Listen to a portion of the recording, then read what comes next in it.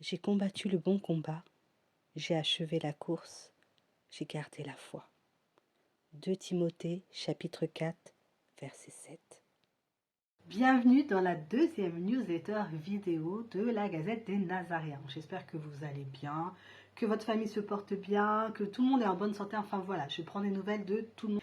On va parler aujourd'hui fertilité, grossesse, Dieu, combat. Comme d'habitude, je vais essayer d'être concise. Même joueur rejoue encore, toujours pas. Mais c'est pas dit que j'y arrive. Donc, on s'installe, on prend sa tasse de thé. Avant que ça commence, on met le générique. Bienvenue dans votre newsletter vidéo La Gazette des Nazaréens, dédiée à la parentalité chrétienne, mais pas que. A tout de suite. Alors, parlons concrètement. On va commencer par ces histoires de pilules. Alors, moi, j'ai commencé la pilule, j'avais 18 ans. Je me suis arrêtée, je devais avoir 31 ans. Et je n'ai jamais reprise. Voilà. Pourquoi je me suis arrêtée? Je me suis arrêtée de prendre la pilule parce que j'estimais que ça ne faisait pas du bien à mon corps. J'avais l'assurance que prendre ce tout petit cachet qui avait l'air anodin, souvent coloré en plus, bah, c'était pas si anodin que ça. Bon, à l'époque où je me suis arrêtée, je n'avais pas encore rencontré mon mari, donc j'avais personne, je me disais, ça n'a aucun intérêt. J'ai rencontré mon époux et on n'était pas encore mariés qu'on a eu notre première fille. J'avais décidé de donner ma vie au Seigneur, tout ça, tout ça. Et puis la chair aidant, et je me suis dit, oui, mais bon, Dieu va comprendre, on a un certain âge, même si on ne s'est pas marié, on a eu un enfant avant, c'est bon. Je ne dirai pas mon avis sur ça, mais c'est comme ça que c'est dans cette optique-là, je me suis dit, c'est pas grave. Et donc, bon, ben, on a eu notre fille, mais je vous le dis aussi simplement, mais c'était pas aussi simple de l'avoir. Je fais un petit disclaimer, je vais être cash dans la vidéo, je vais rien, ce sera pas par manque de pudeur, mais c'est pour que vous compreniez vraiment. Si on témoigne en donnant tous les aspects pour que vous puissiez vraiment comprendre les choses et que ceux qui ont besoin d'être rassurés et de se dire ah bah tiens c'est comme moi, etc., ce soit vraiment utile. Sinon ça sert à rien que je témoigne si je cache la moitié des choses. Nous n'avons rien, c'est-à-dire de médical, qui nous empêche à nous deux d'avoir un enfant. C'est juste, voilà, comme ça, on n'arrive pas tous les deux à avoir un enfant. On peut faire tous les cycles que vous voulez, calculer, faire les tests d'ovulation, etc. Ça ne fonctionne pas. C'est comme ça. Mais, comme je dis toujours, si c'est comme ça, si Dieu veut que ce soit comme ça, parce que c'est Dieu qui est maître de tout, c'est qu'il y a des raisons. Il y en a une, en tout cas, que je vois là tout de suite, c'est que je peux venir devant cette caméra et témoigner devant vous et peut-être exhorter d'autres sœurs qui sont dans les mêmes difficultés. BB1. Et donc, pour ma fille, donc mon premier enfant, on a eu recours à une aide médicamenteuse. C'est des médicaments qui boostent un peu l'ovulation, parce qu'il m'expliquait que quand même si je n'ai rien, mais c'était un peu feignant. Ça n'a pas marché au premier, ça a marché, ça a fonctionné au deuxième, ça a tellement fonctionné que j'ai fait ce qu'on appelle une surstimulation, un truc comme ça. Vous allez m'excuser parce que ça date, si j'ai des trous de mémoire sur certains termes. C'est aussi vous savez, à chaque grossesse, vous avez les neurones comme ça qui s'en vont de la mémoire. Quand j'ai fait cette surstimulation, ça veut dire que vraiment, je peux vous dire, c'est un peu douloureux, vous avez mal partout, enfin c'était vraiment bouleversant pour le corps. Et ça fait que j'ai su vraiment, dès le début de ma grossesse, j'ai vraiment vécu limite, limite si c'était pas le lendemain où ça s'est fait, où la rencontre s'est faite, que j'ai eu tout de suite des douleurs, etc. Donc du coup, j'ai vraiment vécu cette grossesse comme longue, je l'ai trouvée longue. Et comme j'avais donné ma vie au Seigneur, mais j'étais un peu encore dans le monde, vous savez, c'était on a envie de poster. J'étais encore sur Facebook de manière plus, j'y suis toujours, mais vraiment plus où je postais un peu toute ma vie, etc. Et je me rappelle, et pourquoi, je vais vous dire après pourquoi je témoigne de ça, que j'avais mis une photo on était parti en croisière, de mon ventre pour annoncer que j'étais enceinte, pourquoi je ne sais pas. Bref, donc voilà. Et on m'a dit, ah oui, mais t'as combien comme ça, il y en a deux, etc. Parce qu'il s'avère que moi, quand je suis enceinte, je fais des ventes comme ça. Je n'avais que 4 mois. Et bien évidemment, j'ai partagé tout au long de ma grossesse les photos. Et vers la fin de ma grossesse, c'est devenu un calvaire. Parce que, tout simplement, j'avais des gens qui me disaient, mais t'es comme un éléphant, t'accouches pas, tu vas garder l'enfant 2 ans ou quoi? Comment dire? Vous vous rendez compte un peu de ce que vous écrivez ou c'est comment? Donc j'ai dû, vers la fin de ma grossesse, complètement coupé les réseaux sociaux parce que je n'en pouvais plus. Parce que figurez-vous que ma fille est vraiment sortie après terme, je crois 1 ou 2 semaines après le terme. Oui, elle voulait vraiment rester. C'était un peu compliqué pour ça. Donc je vous conseille vraiment, mais alors vraiment pas. Et je le mettais dans mon carnet de grossesse, le journal de grossesse chrétien.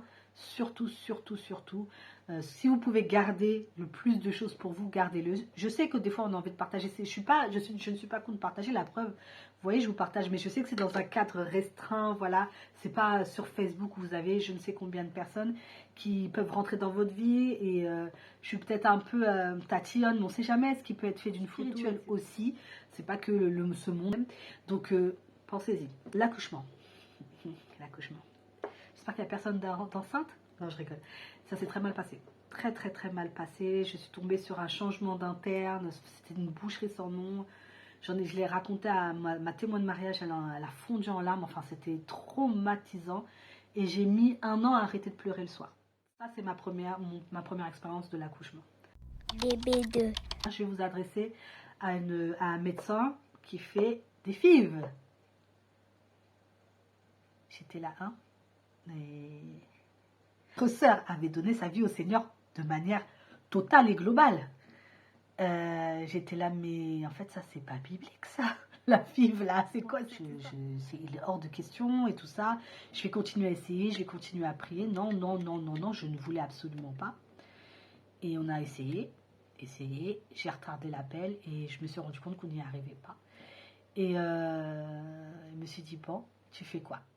Et je ne sais plus pourquoi j'ai finalement préféré, que j'y suis allée finalement, et je ne regrette pas non plus. Mais en tout cas, ça va me permettre de témoigner auprès de vous sur la FIV. Ce qui s'est passé, on a rencontré ce docteur, le Covid est arrivé, sinon c'est pas drôle. Donc ça a un peu retardé les choses. Donc voilà. Mais ce qu'elle nous a expliqué et qui m'a, on va dire, au début un petit peu rassurée, c'est qu'il y a 2 méthodes. Il y a une méthode dite de mémoire, vous m'excuserez si je me trompe, l'ICSI. Et là, c'est vraiment intrusif. C'est-à-dire que ce qui faisait que je ne voulais pas, excusez-moi, j'arrête pas de tâcher, ça me gêne de voir Voilà. Ce qui faisait que je ne voulais pas faire une fille, c'est-à-dire cette manière intrusive, j'avais l'impression que c'était vraiment, il y avait les mains de Dieu au-dessus, puis la main de l'homme qui jouait dans ce que Dieu est en train de faire, et enfin, ça me paraissait pas possible en fait. L'autre méthode, maintenant, c'est de la mise en culture. Il vous ponctionne, il ponctionne votre époux aussi, ça c'est aussi un petit peu... questionnable parce que pour avoir les spermatozoïdes de votre mari, vous vous doutez bien qu'il faut qu'il se masturbe. Et la masturbation ou l'onanisme, si on parle bon français, c'est discutable. Cette deuxième méthode, c'est vraiment de mettre en culture les deux et puis d'attendre. Voilà, les laisser agir pendant... c'était 5 jours de mémoire, de voir comment ça réagit. Soit vous en avez plein, soit vous n'en avez pas du tout, etc. Et c'est pareil pour la ponction, faut que vous ayez des choses à ponctionner. Donc ça aussi, c'est quelque chose de spécial. Votre sœur va vous faire rigoler ou pas. Quand vous allez faire la ponction, on fait vraiment une toute petite anesthésie parce qu'il ne faut pas bouger. Vous avez eu avant 1 semaine de piqûres d'hormones pour que tout soit, j'oublie le nom, c'est pas les ovules, je ne me rappelle plus, les follicules, je crois, soient gros, qui puissent être ponctionnés pour ensuite faire la rencontre. Et donc on n'a pas le droit à tout ce qui est métallique, les bouts d'oreilles, les choses comme ça. Il faut vraiment venir laver la bétadine, etc. Et bien moi, j'ai quand même glissé une médaille de la Vierge miraculeuse dans mes cheveux. Alors je ne suis pas du moins du tout idolâtre, gris-gris, voilà, c'est pas trop mon délire. Mais pour le coup, je vous avouerai que même qu'en fait, dans tout le processus, parce qu'il y a eu des piqûres avant, des choses comme ça, etc. Quand vous arrivez à la ponction, c'est vraiment vers la fin du processus. J'étais encore dans le doute. Je me disais, mais est-ce que c'est pas le diable qui est en train de m'endormir et me faire une connerie? Alors, vraiment, ma soeur, si tu es là-dedans, je te suis à 300%. Je sais ce que tu sens, tu ressens du moins. Je sais que c'est difficile et tout, mais je me suis dit, je vais voir quand même. Je sais pas, il y a quelque chose quand même qui me poussait à y aller. J'ai dit, bon, allez, là, je vais vraiment voir si Dieu veut ou pas. Selon le nombre de follicules, comment ça va se passer. Mais même dans toute cette histoire de voir, je veux quand même avoir l'assurance que j'ai un petit quelque chose, je sais pas, un truc palpable, voilà, qui fait que je me sens, voilà, je suis pas seule. même quand je serai endormie, etc., rien ne va m'arriver. Rien ne m'est arrivé. Et ce qui est assez marrant, c'est que quand je suis sortie, on était dans une chambre à deux avec une autre dame aussi. Et je vais vous raconter aussi un truc sur ça, un témoignage. Cette femme avait déjà perdu elle avait 2 enfants, je crois que c'était un 3e qu'elle voulait. Elle avait perdu son 2e enfant, non, 3e enfant qu'elle avait eu naturellement. Et ce petit garçon s'appelait Isaac. Et quand elle m'a dit ça, je me suis dressée dans le lit et j'ai commencé à avoir les larmes qui coulaient. J'ai dit, je suis désolée, je suis désolée. Elle me dit, mais qu'est-ce qu'il y a? Et j'ai dit, mais c'est le prénom que je vais donner à mon fils. Donc vous voyez, Dieu ne fait jamais rien sans rien. Alors il y en a qui vont trouver ça peut-être un peu glauque, mais moi j'ai trouvé ça, c'était fort en fait. Et après la dame, elle arrive, le médecin, en disant, voilà, la dame à côté, vous avez, je crois, 6 ou 5, non 5 ovocytes, je sais plus le nom, si c'est follicule ou ovocytes. Et moi j'étais là, waouh, waouh. J'ai dit, j'espère que Seigneur, même si j'en ai 2, si tu veux vraiment, si c'est là où tu me veux, même 2, moi je prends, c'est bon, ça c'est suffisant. Et elle vient vers moi. Elle me dit, ah bah vous, madame, vous en avez 10. Hein? J'ai dit quoi? 10. J'ai dit, waouh. Elle me dit, non mais c'est pas dit que tout fonctionne. Bon, c'est normal, hein, elle va pas vous donner de faux espoirs. J'ai dit, bon ok, bon bah c'est à la grâce de Dieu. Mais déjà je me disais, Dieu me dit quelque chose là. Après c'est peut-être moi, hein, mais en tout cas, pourquoi je dis ça? Parce que je sais que Dieu ne va pas vous donner ça. Lorsqu'il veut vous montrer qu'il est présent et qu'il est là vraiment, il va taper fort en fait. Et 10, c'était vraiment taper fort parce que même elle était genre... Et le témoignage n'est pas fini puisque quand elle les a mis en culture, il y en a qu'un qui n'a pas pris sur les 10. Donc c'est-à-dire qu'avec celui qu'ils m'ont mis pour après la procréation, il m'en reste 8. Voilà. Par contre, là j'avoue qu'un cas de conscience se pose en tant que chrétienne. Dites-moi ce que vous en pensez d'ailleurs. Qu'est-ce que vous auriez fait vous? Est-ce que vous gardez? Et vous, parce que c'est ça, vous avez le choix, ils vous disent vous gardez, ils vous font payer pour garder la mise en culture, je ne sais plus comment on dit. Et sinon, vous les supprimez. Je préfère ne pas vous donner l'option, vous les donner parce que pour moi en tout cas, il paraît évident que je ne vais pas donner mes enfants à d'autres personnes. Ça paraît, certaines personnes diront peut-être que je suis égoïste, c'est pas grave du tout, mais c'est pas ma façon de voir les choses. Voilà, comme je vous l'ai expliqué, faire la FIV, c'est le summum du summum pour moi. J'étais dans une aventure, je savais plus où j'étais, est-ce que c'est bien, est-ce que c'est pas bien, machin. Même quand j'en parle encore, bon, je sais que c'est quand je vois mon fils et comment il est et les grâces qui découlent de lui, je sais que Dieu est là. Mais voilà. Alors, peut-être que certaines me diront, oui, mais toi, tu racontes ça, tu dis que c'est comme si j'incitais les gens à aller faire des FIV. Pas du tout. Si on a d'autres solutions pour vous, vous allez voir avec d'autres solutions. C'est si dans votre intimité avec le Seigneur, vous sentez qu'il vous dit, voilà, vas-y. D'ailleurs, je me dis que si vous tombez sur ma vidéo, si quelqu'un vous a partagé cette vidéo, c'est qu'il y a peut-être quelque chose derrière. Je dis ça, je dis rien. Mais voilà, j'incite personne. Je raconte ce qui m'est arrivé et ce qu'il en est. Enfin, comme je vous l'ai dit, je suis de nouveau enceinte. Mais sachez que je n'ai pas fait de FIV. Bébé 3. Et j'ai eu mon bébé de manière spontanée, naturelle. Alors, peut-être que vous savez ou pas et qu'on vous dira, ou vous avez déjà entendu, ou quelqu'un vous dira, oui, mais elle raconte ça, mais c'est commun après une FIV d'avoir un 3e enfant si Dieu ne veut pas. Vous n'en aurez pas. Que ce soit commun, pas commun, tout ce que vous voulez. S'il ne veut pas, vous n'aurez pas de 3e enfant. C'est pas parce que tout le monde dit que c'est commun que voilà. C'est Dieu voulant. Et c'est ce que je dis souvent. Pour moi, c'est vraiment une grâce de Dieu. Donc voilà. Donc ça, c'est mon témoignage au niveau de problème de fertilité. Pour l'accouchement de mon fils, parce que ça, peut-être que vous aurez envie de savoir, ça a été magnifique. On a pu choisir la musique. J'ai pu vraiment être maîtresse de mon accouchement. J'ai mis de la louange chrétienne. Il est né sur... je vous mettrai la musique ou peut-être en bas ou je ne sais pas comment je peux faire un petit carré ici. Enfin, on verra. Mais c'était... On sentait vraiment les anges dans la salle. Quand ils l'ont enlevé, mon mari il a pu assister à l'accouchement, ce qui n'avait pas été possible pour ma fille. Je l'ai vu pleurer, c'était génial. Je leur ai dit, vous m'avez réconcilié avec l'accouchement, même au niveau du traitement. Ils m'ont lavé comme si j'étais leur fille. Enfin, j'ai accouché au Kremlin-Bicêtre pour ceux qui veulent savoir. Et j'accoucherai de nouveau là-bas. C'était top. C'était pas le luxe des installations, etc. Mais j'en avais pas besoin. Et le Seigneur est né dans une crèche, dans une mangeoire. Vous avez un message. De raconter sa vie, mais qu'est-ce que j'ai envie de vous dire derrière ça? J'ai envie de vous dire qu'on a tous et toutes vocation à former des familles, mais jamais de ma vie, mon mari et moi, on se serait dit qu'on aurait 3 enfants. Je peux même vous assurer que là, je crois que c'est quand je vais la voir dans les bras que je vais me dire, waouh, j'ai 3 enfants.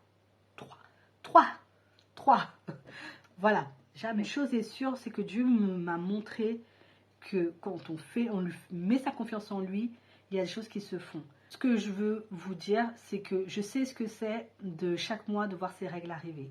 Chaque mois d'avoir l'impression d'avoir un ventre vide, mou, inutile. Enfin, sentir en plus cet écoulement de soi. C'est comme si on avait toute une substance, la substance créatrice qui sortait de soi-même et on se dit mais c'est pas possible en fait.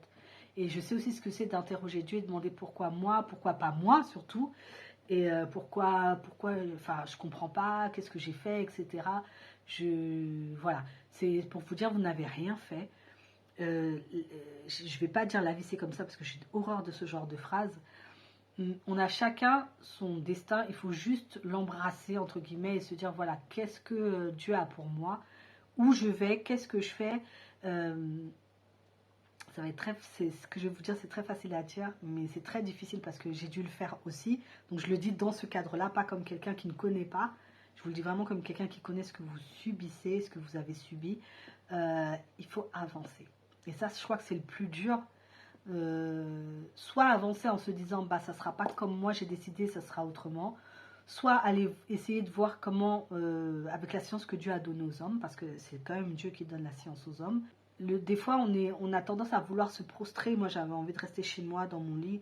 Et on perd, en fait, la connexion qu'on a avec Dieu parce qu'on est fermé sur soi un peu. Alors qu'au contraire, il faut s'ouvrir. Il ne faut pas hésiter à parler. Parler avec des gens qui vivent la même chose que vous, surtout parce que les autres ne vont pas comprendre. Et des fois, ils ont des sorties malheureuses. Souvent les proches. Donc voilà, il faut vraiment parler avec des gens qui savent ce que vous vivez. Si vous devez vous mettre dans un groupe de parole, allez-y. Franchement, voilà, un psychologue, allez-y aussi. Enfin voilà, il faut que ça sorte, entre guillemets. Si c'est à genoux devant votre lit et vous devez pleurer 1 heure et dire à Dieu, mais je comprends pas, faites-le. Faites ce qui va vous faire du bien pour que... je me dis, voilà, j'ai pleuré, j'ai tout dit à Dieu, je me lève et allez, on avance devant, qu'est-ce qui se passe devant, qu'est-ce que la vie a à me donner, qu'est-ce que je dois faire, quels gens j'ai à aider. Parce que aussi le fait d'apporter de l'amour, d'apporter de l'attention à l'autre, ça nous décentralise de ce qu'on vit nous-mêmes. Et c'est là que en fait finalement Dieu exerce sa gloire et son abondance en nous. Et que se font des choses, pardon. Et un bébé, un projet d'adoption, un truc qui se débloque. Donc voilà, je vous souhaite le fruit des entrailles. Je vous souhaite toutes les grâces que Dieu a à vous donner, que ce soit d'ailleurs par le fruit des entrailles, par une adoption ou par autre chose. Et j'ai foi que même si on ne comprend pas sur cette terre pourquoi ça nous arrive de telle et telle manière, on saura un jour et on se dira, ouais, Dieu est grand. Voilà, je ne sais pas ce que Dieu a derrière, je ne pourrais pas vous dire et vous rassurer en vous donnant une réponse. Moi, je ne l'ai jamais su pour moi. Et comme je vous ai dit, je ne m'attendais pas à être du tout dans cette situation, donc je peux bien témoigner. Et comme je vous disais, hein, ma première fille, je l'ai eue à 30 et quelques années. Mon fils, je l'ai eu là. Enfin, je vais avoir 42 ans, je vais accoucher à 42 ans d'un 3e enfant. Mon fils, je l'ai eu à 40 ans et j'ai accouché à 41 ans pour être tout aussi transparente. Donc voilà. Est-ce que j'avais prévu ça? Non. Moi, j'avais prévu une trentaine d'années, chien, chat, maison, tant d'enfants. Enfin, voilà. On fait des projets, mais Dieu en a d'autres pour nous et la vie se fait autrement. Mais ça n'empêche pas que ça vaut le coup de la vivre pleinement et avec Dieu. Que Dieu vous bénisse abondamment. Et si j'ai froissé quelqu'un, ce que j'espère que je n'ai pas fait, parce que j'ai un ton un peu léger, je rigole, etc. Mais parce que j'ai pas envie d'avoir un ton moralisateur ou avoir un ton qui vous dit voilà, c'est comme ça, c'est pas comme autrement. Je suis juste venue témoigner. et dire voilà ce que Dieu a fait dans ma vie. Je ne suis pas venue vous imposer quoi que ce soit, donc je m'en excuse. Gardez la foi, priez, que Dieu vous bénisse. On se voit pour la prochaine newsletter vidéo. Allez, à très vite, que Dieu vous bénisse.